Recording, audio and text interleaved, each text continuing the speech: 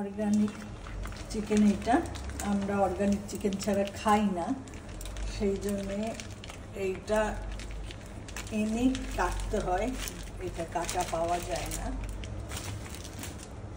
পুরো চিকেনটা কিনে নিয়ে এসে ঘরে কেটে পুরো ফেলে দেব,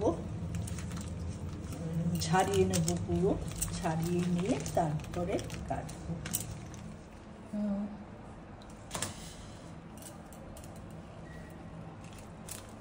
শাড়ি পরে কাটছি, অনেক দিন পরে শাড়ি পরে রান্না করছি বা কিছু কাজ করছি। আজকে অনেকক্ষণ শাড়ি পরে অনেক কাজ করলাম। সব চর্বি বের করে দিয়েছি। এখন এই মাংসগুলো একরকমভাবে হবে, দুজন মানুষের তো এত মাংস একসঙ্গে খাওয়া যাবে না, এটা একরকম করে করবো, এটা একরকম। আর বাসন্তী পোলাও করবো, চাল ভিজিয়ে রেখেছি, সবজি তো একটা কিছু করবোই তার সঙ্গে।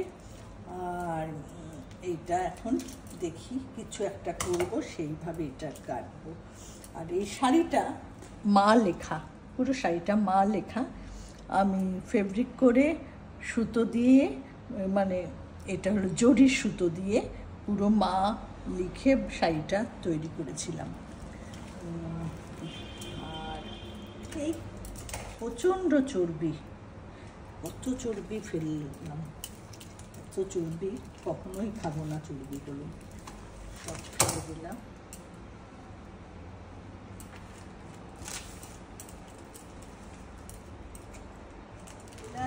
দারচিনি, লবঙ্গ ঘিয়ের মধ্যে ফোড়ন দিয়েছি, আর কিশমিশ কাজু অল্প একটু ভেজে নেব, তারপরে ভাতটা দিয়ে নাড়িয়ে চাড়িয়ে নামিয়ে নেব।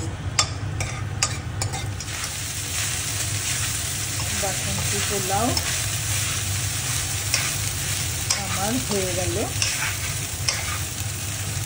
কালো জিরে অল্প একটু তেলের মধ্যে কালো জিরে দিয়েছি। এবার চিনিগুলো দিয়ে অল্প নুন হলুদ দিয়ে নাড়িয়ে বন্ধ করে রাখবো, মানে ঢেকে রাখবো। তারপরে নামিয়ে দেবো, অল্পতেই নরম হয়ে যাবে বলে।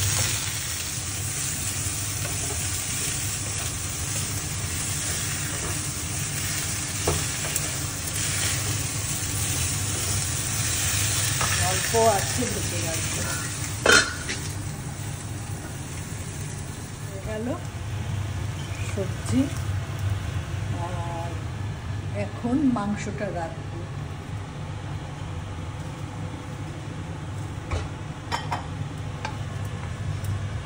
ভাজা হয়ে গেছে। মাংসের মধ্যে জিরে ধনে টমেটো পিউরি রসুন হলুদ নুন সব মাখিয়ে রেখেছিলাম, এখন ঢেলে দিচ্ছি। দিয়ে কিছুক্ষণ নাড়িয়ে চাড়িয়ে তারপর ঢেকে রেখে দেব।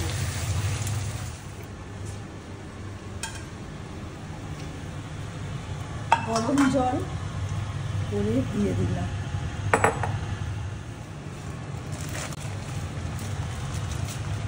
কস্তুরি মেথি দেব, এটা হাতের মধ্যে করে।